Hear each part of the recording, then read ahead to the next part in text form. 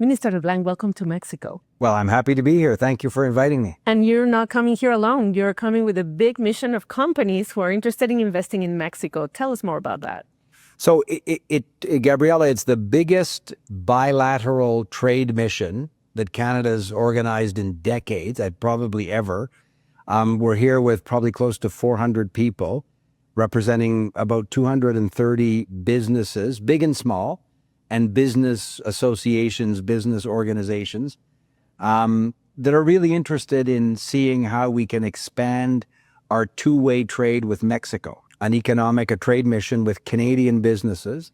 And I was told this afternoon, more than 2,000 business-to-business meetings have been set up. You can say in a way that President Trump or the pressure from the Trump administration has, in a way, put pressure into Mexico and Canada to look for this type of opportunities. Wouldn't you say that? I wouldn't pretend to speak for the government of Mexico, but for the government of Canada, that's absolutely true.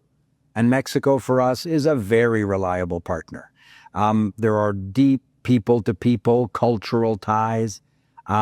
Business leaders in Canada that talk to me about their relationships with Mexican companies. It's very positive. But there's an opportunity for us in the face of some of the headwind created by the tariffs. And I've talked to Secretary Ebrard many times about the challenges that they have in Mexico and the challenges we have in Canada. What are those challenges that concern Canadian companies to do businesses here in Mexico? The challenge is so much of, for example, integrated supply chains was seen as sort of through the United States. So much of the trade with Mexico was not visible or wasn't as well known as it should be because there was an American partner that was part of these integrated supply chains.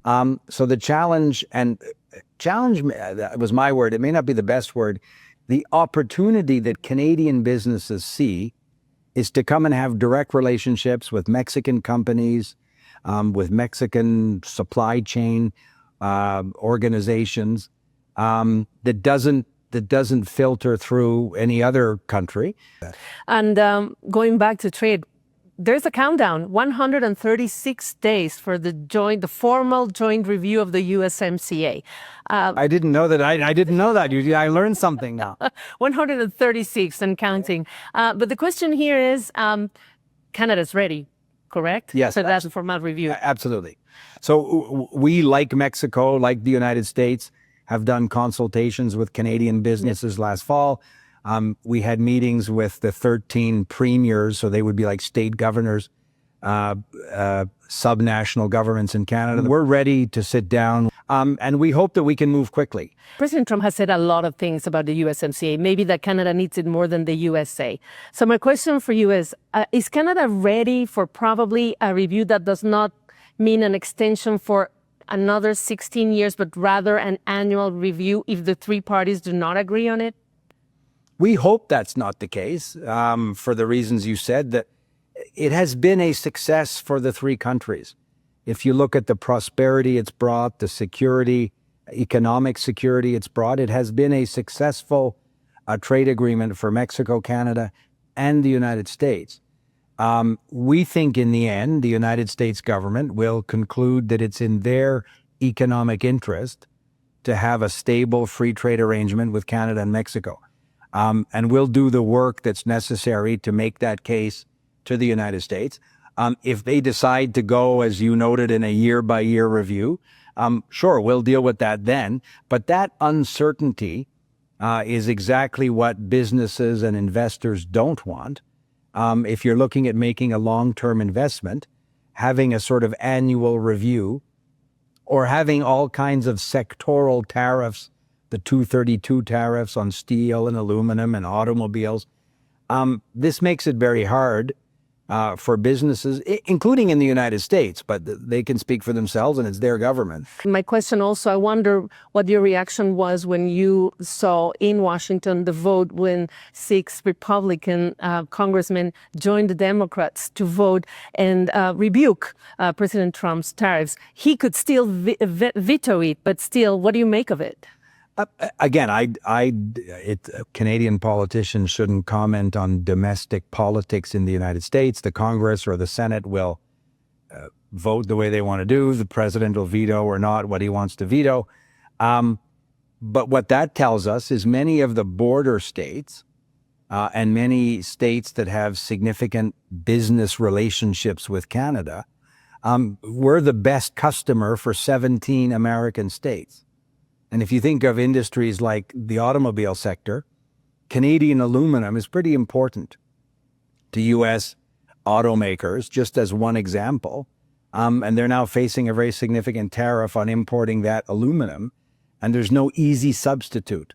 But that example repeats itself all across the economy in the three countries. The RED agreement means where does China stand in the context of in this review of the USMCA? Because President Trump and other politicians have said that Canada shouldn't have done a partnership, which is a limited partnership with China to begin with. But at the same time, they're worried that Canada and Mexico become the entryway to their market. What have you told the U.S. Trade Representative and even Secretary Ebrard about China? So we have said, and it's a very good question, because you're right, it comes up a lot with business leaders and with political leaders in Mexico and the United States in our conversations.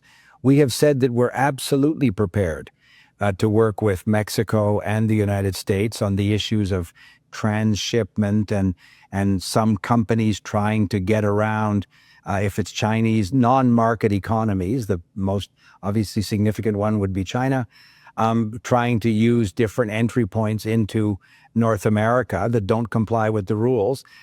We're happy to work with the United States and Mexico on that. I talked to Ambassador Greer about the arrangement that Mr. Carney came to in China a few weeks ago. It was basically in order to protect Canadian canola farmers and seafood producers, lobster and crab. I represent a district on the east coast of Canada. The lobster and crab fishery, very important. The Chinese had put tariffs that almost made it impossible to sell into a $7 billion market. What we did is allow, as in 2023-24, a very limited number of Chinese electric vehicles, less than 3% of the new sales, a new vehicle market in Canada, into Canada. It's an arrangement similar to what the United States did with respect to soy farmers. So every country makes arrangements, sector-specific, as you said, time-limited, or it's not. The confusion may have been in the United States. Some commentators said that Canada was entering a free trade agreement with China, which is not the case at all. Lastly, Minister Leblanc, the Gordie Howe Bridge, you smile. I did. I was Minister of Infrastructure in Canada. Could it become leverage in broader trade negotiations? You might say? I hope not. Again, there's some confusion. That is a very, very critical trade corridor between Canada and the United States. How critical? 20%, I think, of the north of the Canada-U.S. trade crosses that particular bridge. It's hundreds of millions of dollars a month that goes across the St. Clair River between Windsor and Detroit. And it's essential for the trade in both countries. So I think it would have been, it's a national security concern for us to have only one point of crossing. Thank you so very much for your time. Thank you for having me on the program.